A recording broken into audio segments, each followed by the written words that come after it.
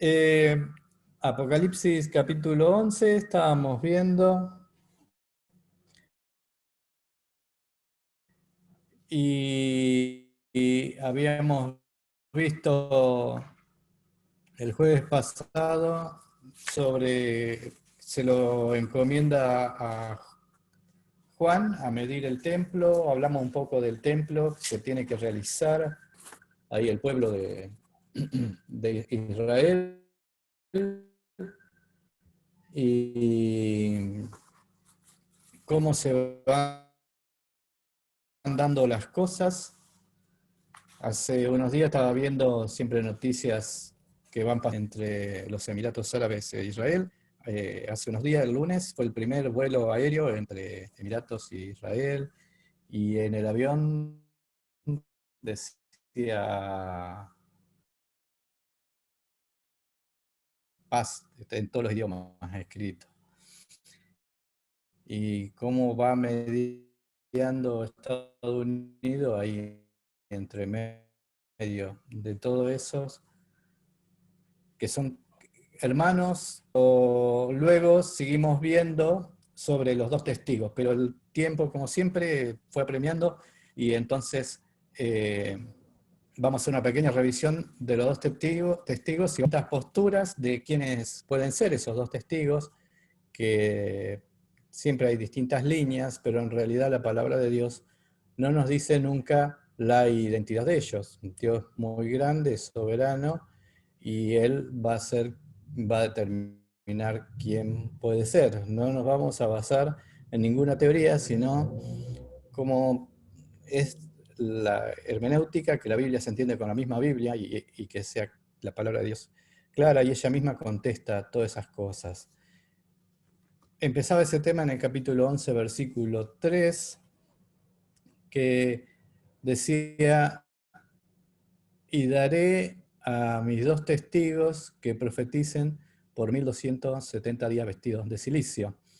Es el que está hablando aquí, puede ser Dios, puede ser el Señor Jesucristo, y en tercer lugar el ángel fuerte que decíamos del librito, pero es Dios, porque si uno entiende bien la palabra, dice: y daré a mis dos testigos, corresponden a Dios.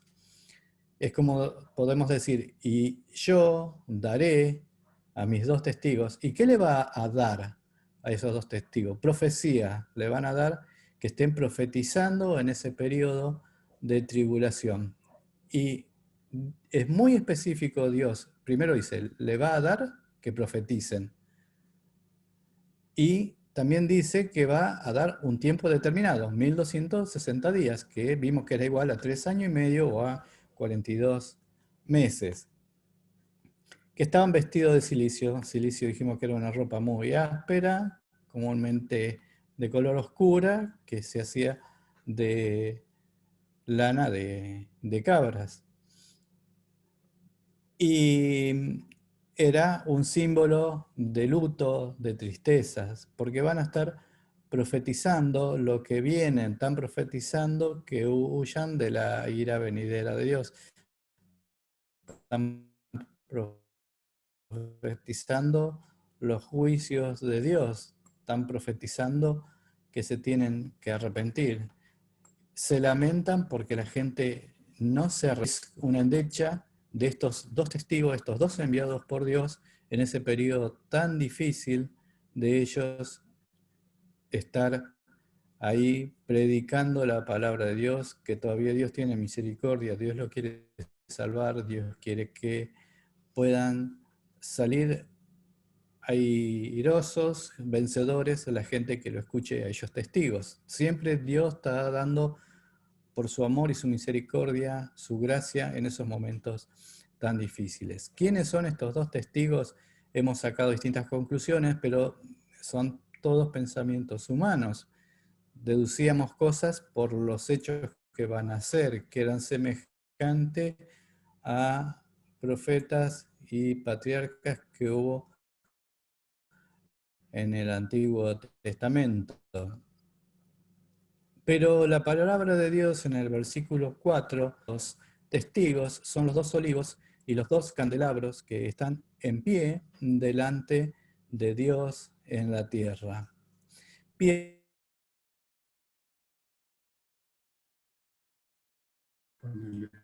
Se corta, Ariel, se corta. Bien, los 2 candelabros y los 2 olivos. Y bueno, lo invito a que vayamos a Zacarías capítulo 4 y vamos a ver algunos detalles. Ahí acá en Apocalipsis Ariel, se está cortando mucho. habla de 2 candelabros en Zacarías capítulo 4 habla de un candelabro y 2 olivos. ¿Se cortan? Sí, ¿El audio? sí, se corta, Ariel, se corta. Bueno, espera un momentito.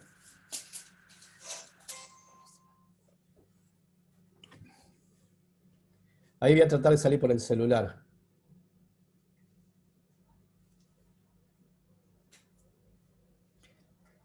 De mientras buscan ahí, yo le voy comentando. Zacarías capítulo 4. El pueblo de Israel había salido de estar de esclavitud en Babilonia. ¿Se acuerdan cuando vimos Nehemías? En esa época Nehemías y Esdras, que empiezan a construir los muros y también el templo. Ellos vienen sumamente debilitados por venir de esclavitud, encuentran todo destruido en su tierra, toda su tierra rodeadas de enemigos, pero la mano de Dios está con ellos. ¿Te comunicaste por el celu? Ah, ahí me va a dar entrada y sigo por celu. Tal vez el video me pueden ver por acá por la pantalla. Y empieza el pueblo rodeado de enemigos ahí y Dios le encarga a Zorobabel, que en ese momento estaba de gobernante de los judíos, que administre toda la parte social y la edificación de toda la ciudad. Y Josué es un sumo sacerdote, no es Josué el que estaba con años, es el sumo sacerdote del momento, también se llama Josué. Y a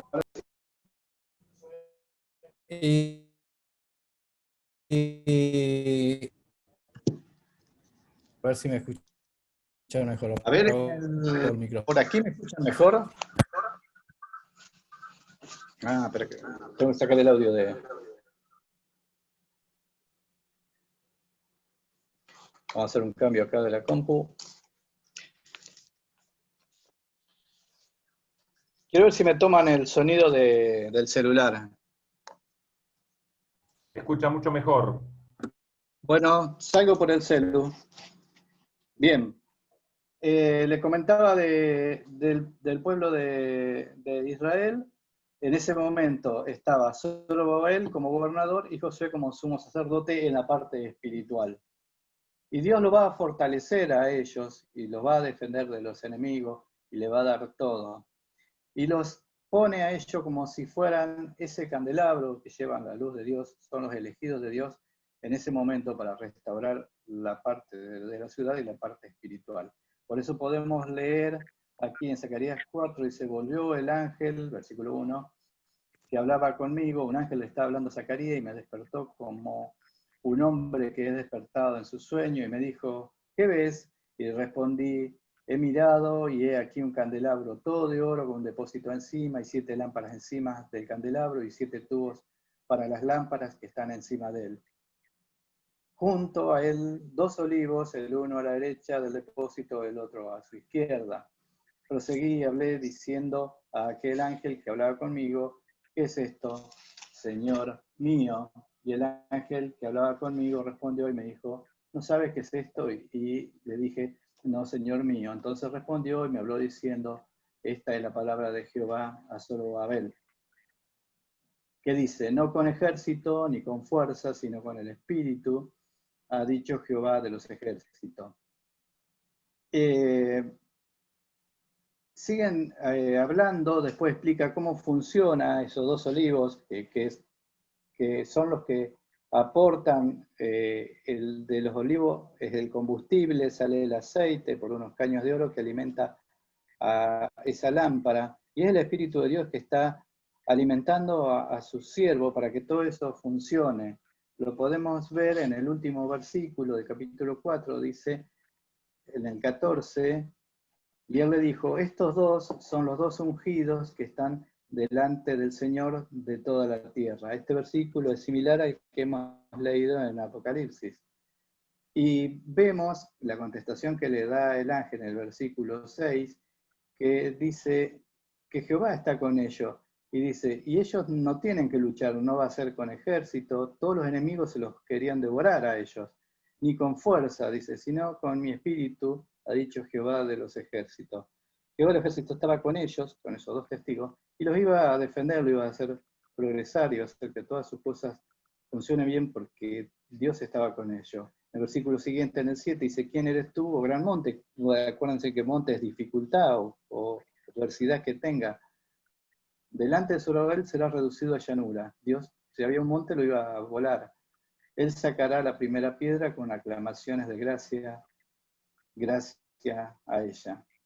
Vemos cómo está explicando acá Zacarías que esos dos ungidos, Dios lo ve como un candelabro, como un olivo que lo está proveyendo del Espíritu Santo, el Espíritu de Dios, a estos dos testigos. Entonces, su fuerza, todo su poder, todo lo que van a hacer, es porque proviene de Dios. Y dice, vamos a Apocalipsis 11, capítulo 4, dice, estos testigos son los dos olivos y los dos candeleros, que son los que están llevando la luz al mundo, los representantes de Dios en ese momento, nada que ver con un papa, son gente puesta directamente por Dios, que están en pie, firme, presente, parados, al pie de Dios, quiere decir, a su disposición, delante del Dios de la tierra. Explica acá que la tierra le pertenece a Dios y ellos son sus representantes en ese momento. Acuérdense que estamos hablando que Juan está hablando como en el pasado, pero hablando del futuro, de lo que va a ser.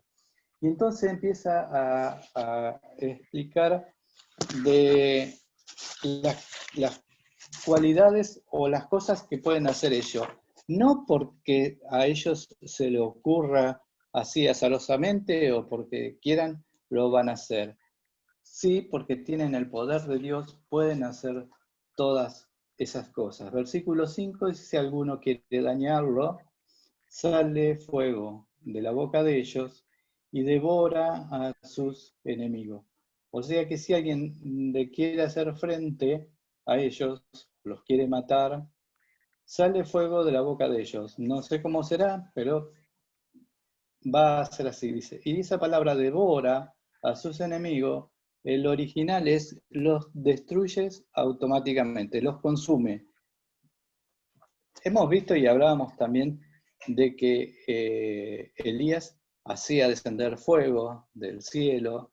Lo podemos ver en Segunda Reyes, en el primer capítulo, cuando muere Acab, después Ocosías sigue en el reinado y se cae de una ventana de su casa, se lastima, y en vez de pedir auxilio a Dios, empieza a acudir a dioses paganos, que lo ve a Baal-Zebú, que Dios de Crom, y en vez de buscar a Dios. Entonces Elías, Dios le da una palabra diciéndole que pregunta a Dios, ¿no había Dios en Israel para consultarlo? Dice, por lo tanto, el rey Ocosías iba a morir pronto. Y después lo manda a apresar, el rey manda una tropa y Elías hace que caiga fuego y los consume, y después una segunda también y una tercera. Elías lo perdona porque Dios le dice que vaya y hable y le diga directamente al rey lo que le iba a pasar, y sucedió.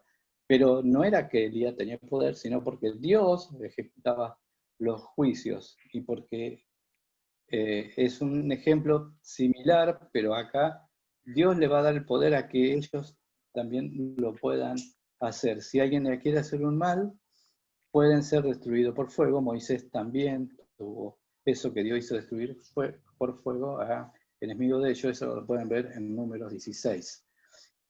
Tienen poderes sobrenaturales vistos desde la naturaleza, pero son poderes realmente dados por Dios a esos.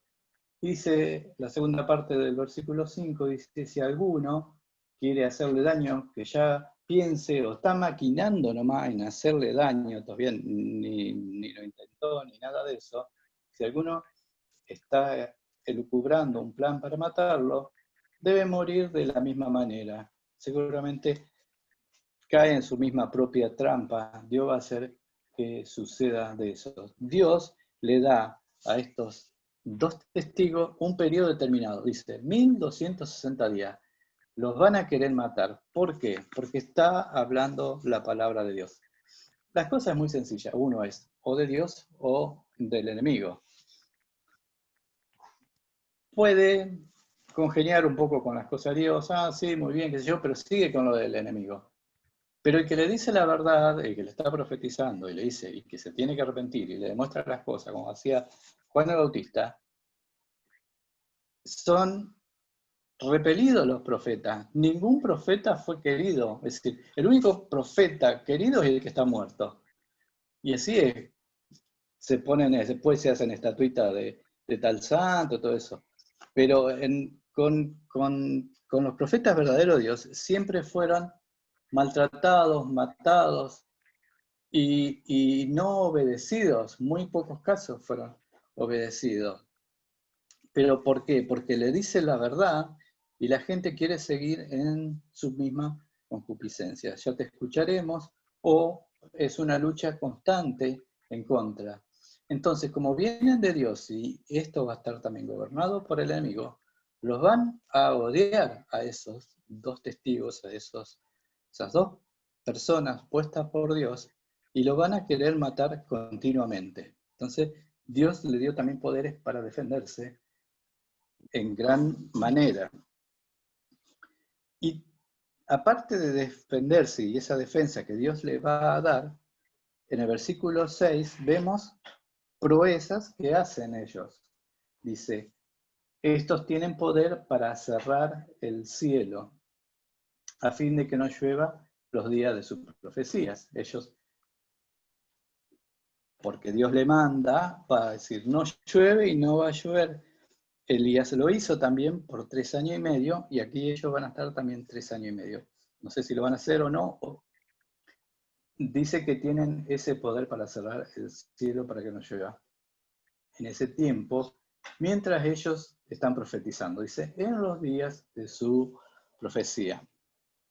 Eso lo vimos que está en Santiago 5, desde el 17 al 18, que cuenta de que Elías había cerrado el cielo también por ese mismo periodo. Y tienen poder sobre las aguas para convertirla en sangre. También hemos visto también que Moisés también convirtió las aguas en sangre y enviar todas esas plagas también, que la podemos ver en Éxodo desde el capítulo 7 hasta el 12. Estos milagros son de Dios, no de ellos. Van a ser grandes señales para que capten también la atención, porque son juicios de Dios y vienen juicios de Dios y son terribles los juicios de Dios. Y ellos, al tomar esas plagas, se agrava cada vez más. ¿Van a creer? Algunos van a creer, pero la mayoría los van a odiar a ellos. Porque también está en paralelo funcionando todo el ministerio del anticristo, que está haciéndose pasar por Cristo, pero es contrario a ellos. Entonces, al terminar el versículo 6 dice, para herir la tierra con todas las plagas cuantas veces quieran. Quieran no es a su voluntad, no es porque se le ocurre, sino por causas justas y porque Dios lo determine. Versículo 7 dice, cuando hayan acabado su testimonio, entonces fíjense que viene luego la muerte de ellos, pero dice, cuando haya acabado su testimonio, Dios le da la orden, ustedes tienen que profetizar por 1260 días. Llegó ese 1260 días, concluyeron su trabajo, ellos lo terminaron. Es el periodo que había dado Dios. Se terminó esos 3 años y medio, como que dejan de tener la cobertura de Dios para que suceda lo siguiente, el paso siguiente. Dios es el que está al control de todo, Dios es el que está determinando todos los tiempos, ni un día más ni uno menos. Él dice, es así y es así. Entonces, versículo 7, cuando haya acabado su testimonio, la bestia que sube del abismo, acá es la primera vez en Apocalipsis que habla de la bestia. Lo vamos a ver en detalle a la bestia, al falso profeta, a Satanás mismo, luego al dragón, en el capítulo 13 y en el capítulo 17. Cuando lleguemos ahí, vamos a entrar en más detalle. Esta bestia, que es Satanás mismo, subiendo del abismo, luego lo vamos a ver que viene del mar, del fondo del mar, dice, hará guerra contra ellos y los vencerá y los matará.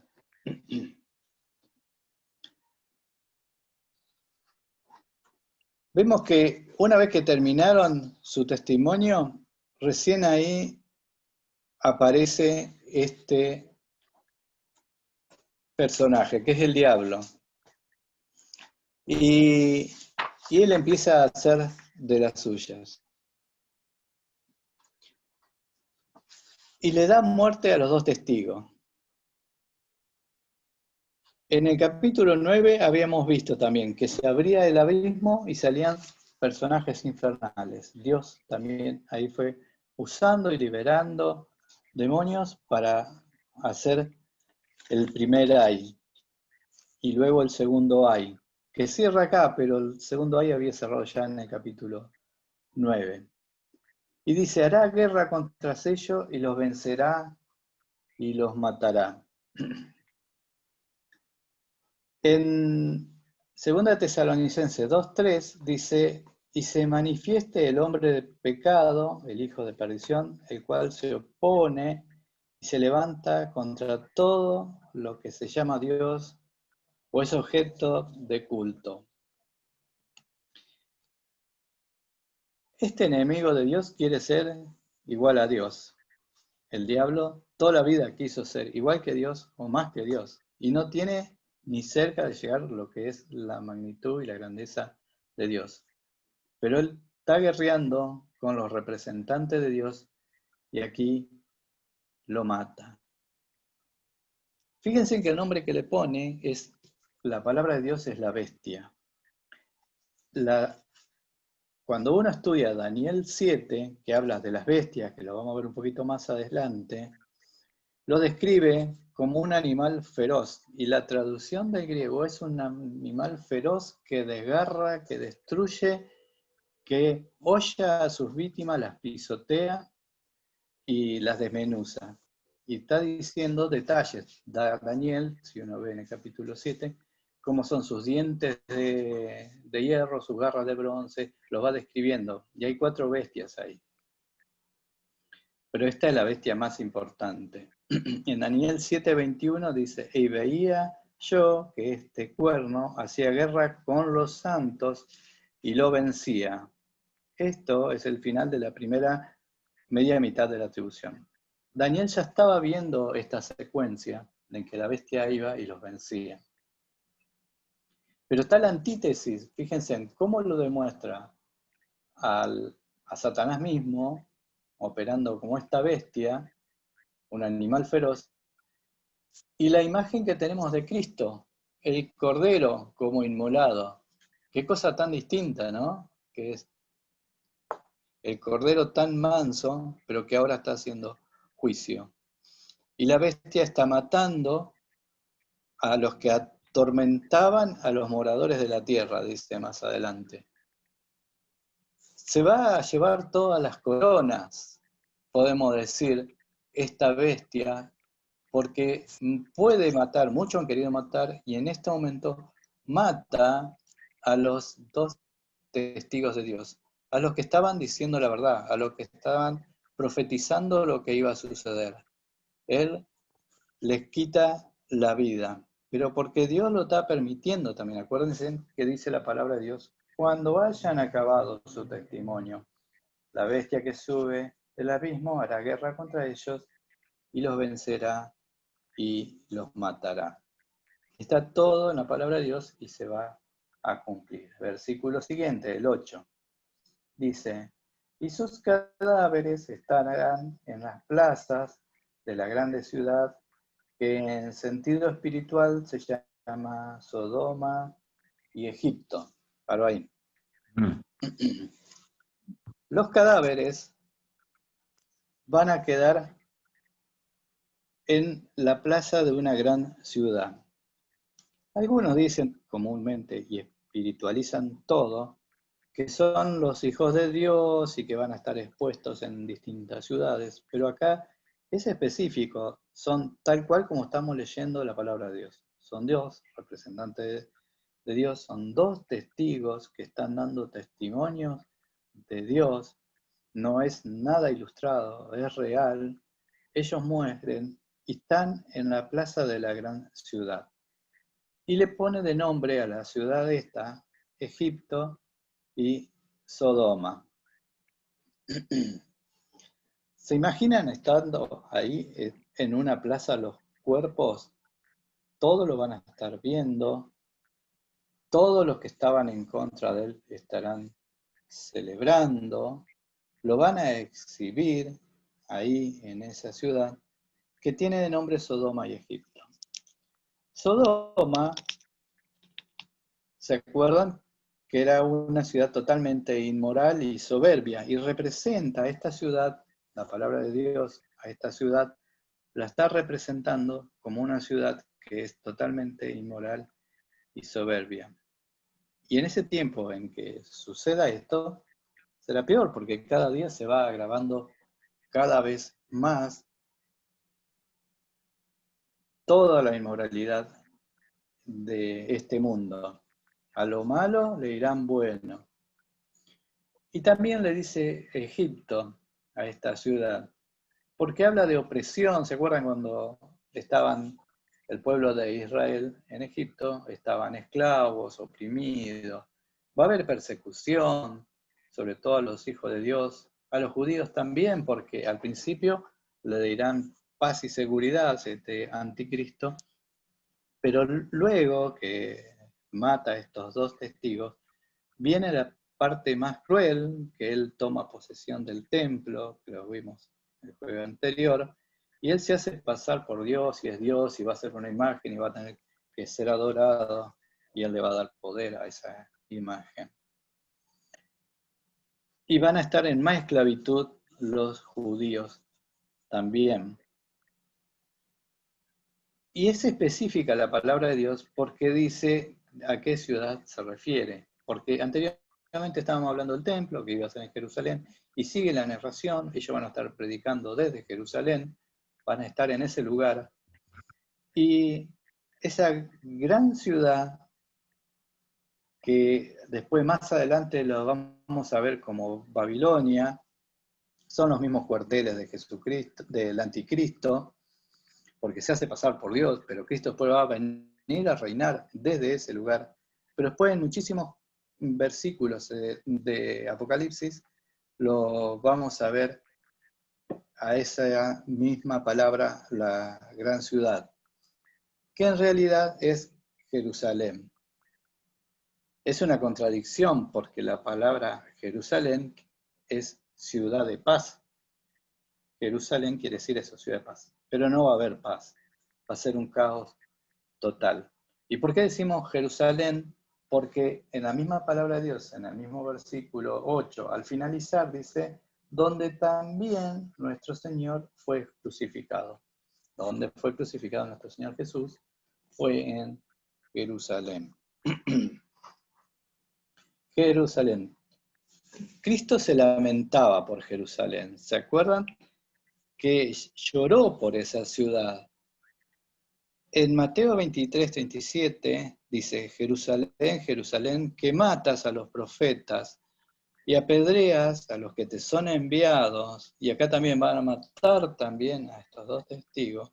¿Cuántas veces quise juntar a tus hijos, como la gallina junta a los polluelos, debajo de las alas, y no quisiste? Y aquí vuestra casa es dejada desierta, porque os digo que desde ahora no me veréis hasta que diga, bendito el que viene en el nombre del Señor. A Cristo lo van a ver en su segunda venida, recién. Pero de mientras Cristo se lamenta por ello. Son exhibidos en esa gran ciudad.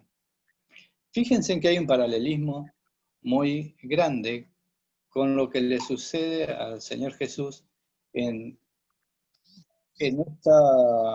estos dos testigos con su propia vida también. Porque Cristo le iba diciendo todo, le trajo el Evangelio, el plan de salvación, que fue Él mismo, y fue matado también.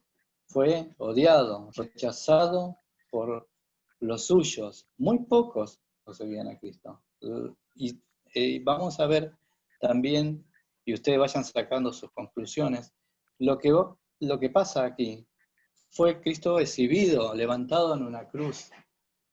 Pasaban todo y se le burlaban, y tuvo muchas horas así. Y de acá también se van a burlar y se van a regodear por la muerte de quien le traía la verdad, que eran enviados de Dios, esos dos olivos, esos dos candeleros que llevaban la luz al mundo. También con Cristo pasó exactamente lo mismo y en ese mismo lugar. Por eso dice, donde también nuestro Señor, con mayúscula, fue crucificado. Hay un paralelismo muy grande con el Señor Jesús. En el versículo siguiente, en el nuevo, dice, y de los pueblos, tribus, lengua y naciones, verán sus cadáveres por 3 días y medio y no permitirán que sean sepultados. El hecho de que sean vistos por pueblos, tribus, lenguas, naciones, cuando Juan escribió eso, era imposible que todo el mundo lo pueda ver, pero en la actualidad nosotros es muy sencillo. Pasa cualquier cosa en cualquier parte del mundo, la vemos todo. Es muy difícil ahora, hay tantas cámaras, tanta tecnología, que es todo muy accesible y muy real. Entonces, cada vez más claro comprender lo que va a suceder en el futuro desde este punto de vista que tenemos nosotros en la actualidad.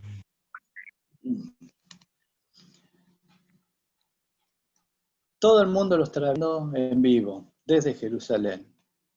Y van a ver una escena horrible que está descrita aquí, que hemos visto. Van a estar enfocando los cuerpos muertos de los dos testigos. Algo macabro, algo muy malo, de mal gusto. Es forma de seguir humillando a los muertos. Comúnmente, por ahí alguien no queremos a alguien, o el mundo es así, a la gente no lo debe ver, o qué sé yo, pero no mueren, nadie habla mal del muerto, comúnmente. Es decir, se tiene un respeto. Para los judíos era sacrílego, podemos la palabra, no está enterrado, era castigo, era algo inmundo, aparte de contaminarse, comían las fiestas. Y en el Salmo 79:3 dice, derramaron su sangre como agua en los alrededores de Jerusalén y no hubo quien los enterrase. Para él era terrible que no tenga sepultura una persona. Pero aquí la idea es seguir humillándolos. Tener el cuerpo muerto a la vista de todo es la peor humillación que una persona puede sufrir de sus enemigos. demostrar, Dios está derrotado. Ellos, que tenían tanto poder de Dios, vino bestia y lo derrotó. Adoremos a la bestia. Entonces, todos van a adorar a la bestia porque mataron a quien le decía la verdad. Mataron a quien le decía que se tenía que arrepentir. Mataron a quien decía que se venían todos los juicios de Dios y no tomaban ese camino. O sea, la luz y los representantes de Dios en el mundo. Es todo un plan orquestado por enemigos. Versículo siguiente dice: los moradores de la tierra se regocijarán sobre ellos y se alegrarán. Desagosijar es que se llenan de gozo, están sumamente contentos, dice. Se alegran en gran manera los moradores de la tierra. Cuando habla de la palabra moradores de la tierra, que lo vamos 9 veces en Apocalipsis, palabra, los moradores de la tierra, son los terrenales, mundanos, los que aman la tierra, los que están totalmente en contra de Dios, que no quieren saber nada con Dios, que son del enemigo totalmente. Esos son los moradores de la tierra. Están prohibidos por los mismos demonios, cada uno de ellos. Y dice que se envían regalos. Se enviarán regalos unos a otros, porque estos dos profetas habían atormentado a los moradores de la tierra. Acá repite de vuelta a los moradores de la tierra. No es que fabricarán algún souvenir o algo que matamos a los dos testigos, se envían regalos. Yo la otra vuelta decía, en vez de celebrar que Cristo nació en Belén, como se acostumbra, que es un momento de alegría, que nos recordamos nosotros para Navidad o en cualquier momento, porque Dios hizo que su Hijo naciera para darnos la salvación a cada uno de nosotros y nos regalamos cosas. Ahora ellos se van a regalar cosas porque fueron matados por las bestias y los dos testigos. Es una Navidad de diablo. Es algo terrible. No se los respeta. Acá aflora el odio y podemos ver, y ese dicho que dice que los profetas, los únicos profetas que quieren a las personas están muertos. El tema que la misma palabra de Dios dice, que por qué están contentos, dice, al terminar el versículo 10 dice, porque han atormentado a los moradores de la tierra. Predicar el evangelio es atormentar a las personas. Hay veces que rechaza, hay veces que la gente hace como si no lo escucha, pero en realidad no lo está escuchando, que le lleva la palabra de Dios. O le puede decir sí, y hace su vida, pero por su interior le molestaba, dirá, es pesado. Pero cuanto más, con todo el poder de Dios y que lo haga tan francamente, directamente, y en este momento tan específico, lo van a tomar como tortura que le digan la verdad. Por eso que eran atormentados, podemos decir entre comillas, por predicar la gracia de Dios, por predicar el amor de Dios, por predicar la salvación. Que Dios da libertad a cada uno de elegir. ¿Querés ser salvo o querés seguir en esta tuya, esclavizado por el enemigo? Y el que quiere seguir en eso lo recibía con tormento, lo que le decía, porque le estaba diciendo, van a ir al infierno, que luego va a haber un juicio justo de Dios, y aparte que le daban la salida, es como una espada que está cayendo de la persona, el evangelio, para el que no lo acepta, porque se está trayendo juicio para sí. Y ellos decían, estamos contentos porque estas personas nos estaban atormentando. Dice, porque estos dos profetas habían atormentado a los moradores de la tierra. no le gusta a la persona que le diga la verdad. Y la predicación de estos testigos y su llamado al arrepentimiento era un tormento para muchos, que no podían soportar escuchar la verdad, mientras ellos aman la mentira del espíritu del anticristo que está teniendo poder en ese tiempo. Y en la actualidad pasa lo mismo. Versículo siguiente, vamos al 11. Pero después de 3 días y medio, son 3 días y medio, algunos dicen que esos 3 días son 3 años y medio, no, son 3 días y medio, no van a estar 3 años y medio muertos en una plaza, no es racional. Y la palabra dice 3 días, acá cuando está hablando preciso, fíjense que dice 1260 días o 42 o 3 años y medio. Las fechas que está acá en Apocalipsis son precisas, exactas. 3 días y medio estuvieron muertos. Habían pasado 3 días siendo exiliados. Salían, me imagino yo, en todos los portales de internet, en la pantalla de televisión, como es algo normal, mostrando que había sido una victoria del sistema que está gobernando el mundo, la gente con sus pensamientos enfermísimos acá, lo miraría todo, se confirmaría, verían al nuevo anticristo sumamente vencedor, ya no hay vuelta, 3 días y medio por muerto, pueden ser del cero, que estuvo 4 días, decía, y no, ¿cómo van a abrir la piedra si ya están descompuestos? Una persona que ya pasó 3 días y medio sin respirar y no sé qué muerte morirán, están ahí ya muy muertos. No es una ilusión óptica ni algo, una imagen. Hay una obra que no me sale ahora que es como una ilusión así de colectiva, una ilusión colectiva, tampoco es real, están muertos, están la gente contenta porque murieron, vimos que se empezaron a mandar todos regalos de historia de la bestia, habían pasado 3 días y medio,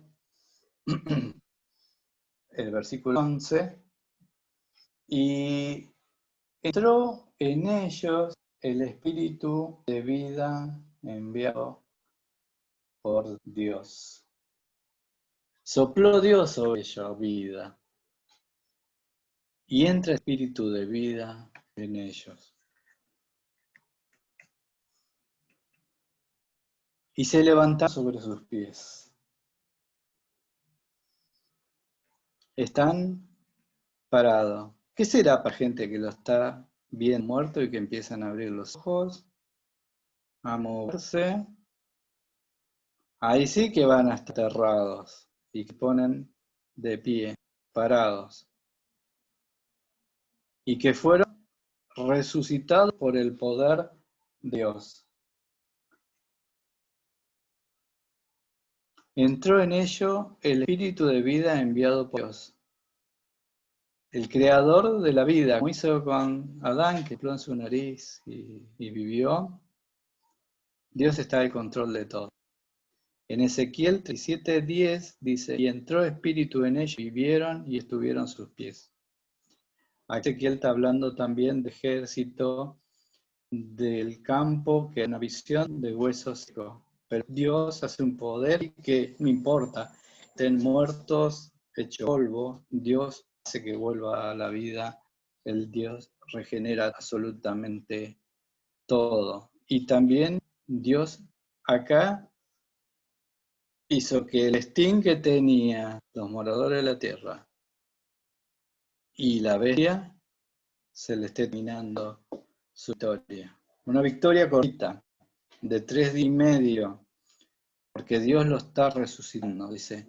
Entró el espíritu de ellos y vivieron y estuvieron sobre sus pies. En Job 25 dice que la alegría de los malos es breve y el gozo de los impíos por un momento. Job está diciendo, dura muy poco a los impíos las cosas buenas. Esta victoria de Satanás fue una derrota. Él era vencedor, nuevamente es derrotado en este momento. Dios vindica a sus hijos, da vida a estos dos testigos. El Señor Jesucristo también, recuerden que el Señor Jesucristo, por el poder de Dios, vence a la muerte y vuelve a la vida. En Apocalipsis 1:5, cuando vimos al principio, Apocalipsis, dice, y de Jesucristo el testigo fiel. El Señor Jesús es testigo fiel, es resucitado también. Y Cristo nos dice, no hay que temer a la muerte, porque Dios nos resucita. En Mateo 10:28 dice, no temáis a que matan el cuerpo, mas el alma no pueden matar. Temed más bien a que puede destruir el alma y el cuerpo en el infierno. Y nosotros tenemos esa fe, esa esperanza, hermanos, que Dios nos va a dar la vida en algún momento de nuestra vida, como hizo con estos dos testigos, y es nuestra esperanza de vida, que si Él no viene a buscarnos y hemos fallecido, un día Dios nos va a despertar, así como estos dos testigos, y nos va a resucitar. Versículo 11. Se levantaron sobre el pie y cayó gran temor sobre los que lo vieron.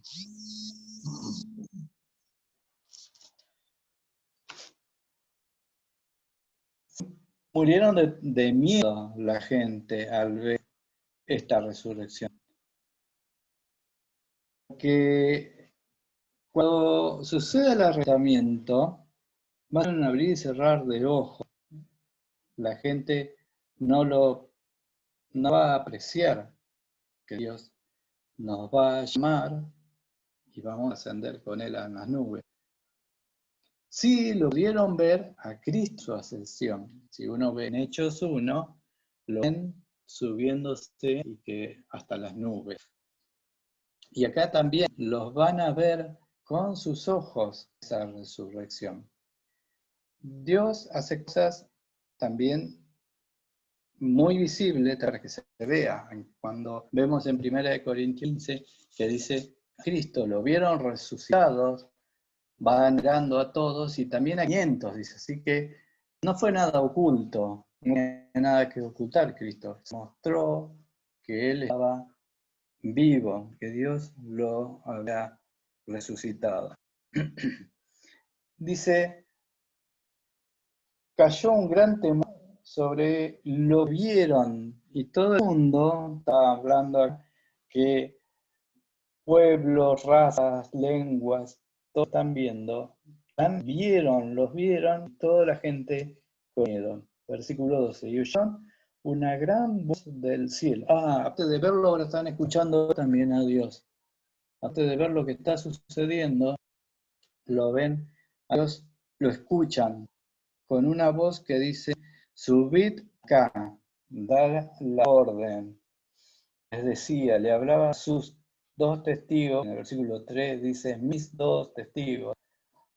Ahora el Señor los llamando al cielo, subid acá. Y subieron, hicieron una nube, y sus enemigos los vieron, de vuelta termina, los vieron como el versículo anterior, y los vieron, los siguen viendo. Más victoria del Señor. Yo había notado acá, la tierra y sus habitantes no son dignos de estos dos testigos, los llama, ya se los lleva, se le termina la oportunidad de escucharlos a él. Así sí, Dios ya los llama simplemente a su casa celestial. no continúan más su misterio, ya había terminado, sino que ahora van a disfrutar del gozo del Señor allá en los cielos. Y subieron al cielo una nube, el porte divino, digo yo, como el Señor Jesús en Hechos 1:9 dice, habiendo dicho estas cosas, viéndolos ellos, los que están ahí con el Señor Jesús, fue alzado y le recibió una nube que ocultó de los ojos, siempre viéndolos al Señor Jesús. Todos sus enemigos lo vieron. Las cosas de Dios son muy claras a vista de todos, como vieron a Cristo resucitado. Romanos 8:36, como está escrito, por causa de ti somos muertos todo el tiempo, somos contados como ovejas matadas, ante todas las cosas somos más que vencedores. Estos dos discípulos, estos dos testigos sufrieron de todo, pero son más que vencedores porque Cristo los resucitó. Y a nosotros sucede lo mismo. Ante todas estas cosas, pasen cosas, somos más que vencedores por medio de aquel que nos amó. Por lo cual, dice Pablo, pero de parte de Dios estoy seguro que ni la muerte, ni la vida, ni ángeles, ni principados, ni potestades, ni la bestia, ni lo presente, ni lo porvenir, ni lo alto, ni lo profundo, ni ninguna otra cosa creada nos podrá separar del amor de Dios. Es tan amor de Dios que nos llama a Él, que es en Cristo Jesús, Señor nuestro. Y la bestia queda derrotada, y ya vimos su contraataque, queda derrotada por un tiempito, y ataca nuevamente en el capítulo 3, que lo veremos más antes, porque quiere ser Dios, quiere imitar a Dios. Bueno, es una imitación muy falsa de Dios. Versículo 13. Fíjense, en aquella hora hubo un gran terremoto, y la décima parte de la ciudad se derrumbó, y por el terremoto murieron un número de 7.000 hombres. El terremoto vimos que es juicio. Y cada vez que hay un juicio de Dios hay un terremoto. Cuando Cristo muere también hay un terremoto. Mateo 27, 51. Dice que el velo del templo se rasgó de arriba abajo y la tierra tembló y las rocas se partieron. Unos versículos más adelante dice el centurión, estaban con él guardando a Jesús, visto el terremoto y las cosas que habían sido hechas, tembló en gran manera, dijeron verdaderamente este era el Hijo de Dios. Y al resultar hay otro terremoto cuando Cristo resulta. Mateo 28:2 dice, hubo un gran terremoto, por un ángel descendió, el Señor descendió del cielo, y llegando removió la piedra y se sentó sobre ella. Y cuando sea la segunda venida de Cristo, también hay un gran terremoto, que no lo voy a leer por el tiempo, está en Ezequiel 38, del 19 al 20, y en Zacarías 14, del 4 al 5. Vemos que cada vez que hay un juicio de Dios, se produce un terremoto, y aquí, cuando suben estos dos tipos, se produce un terremoto muy grande, y la décima parte de Jerusalén se derrumba. Y mueren 7.000 personas, un número exacto, preciso. Y acá en nuestra versión dice, murieron 7.000 personas. Pero en el griego, en el original, dice, murieron 7.000 nombres de hombres. O sea que es nombre de cualquier persona al azar por el terremoto y el derrumbe que hay en Jerusalén. Sino que mueren específicamente gente que tendrían que ver que hacían la contra a los testigos. Porque la palabra de Dios dice que los que mueren son con hombres de hombres. Como que Dios hace una justicia previa y como Él es justo, los que mueren son 7.000 que estaban en contra de los testigos. Dios es selectivo. Todo esto, muchas personas a dar gloria a Dios. Dan gloria a Dios en espanto, porque dice,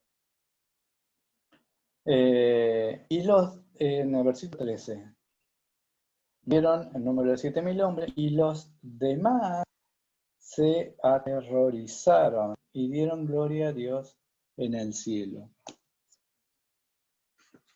Uno quiere creer y quiere que así sea, que hayan movido sus corazones sinceramente al arrepentimiento, al ver el poder de Dios, porque dice, dieron gloria a Dios en el cielo, pero porque estaban aterrizados, dice la palabra de Dios.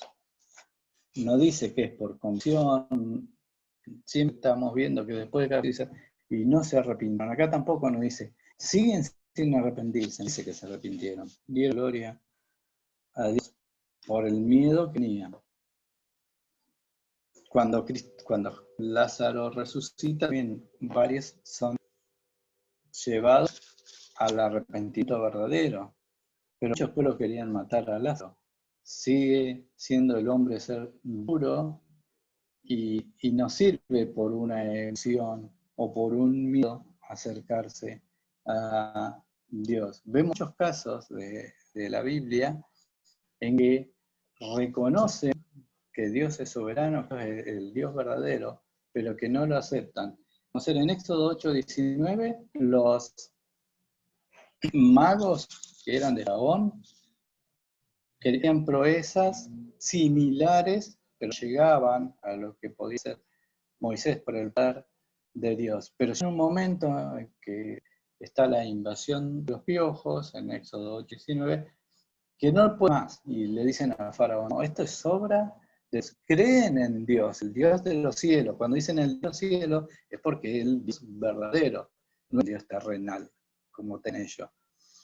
Y Faraón se endurece, igual no hace eso. Pero ellos reconocían, pero no por eso dejaron de ser adivinos. Luego también podemos ver que está muy bueno en 1 Samuel, capítulo 5 y 6, cuando los filisteos le roban el arca a los judíos, le empiezan a ver todas maldiciones a ellos por el arca. Empiezan a tener tumores, empiezan los ratones a comerle todas las cosechas, le traen peste. Entonces, los adivinos reconocen que es de Dios y entonces hacen una prueba que dice, vamos a probar a ver si realmente es todo de Dios. Entonces le quieren devolver el arca y lo hacen de forma muy, muy, muy rara, cosa de que no funcione. Porque estoy por acá.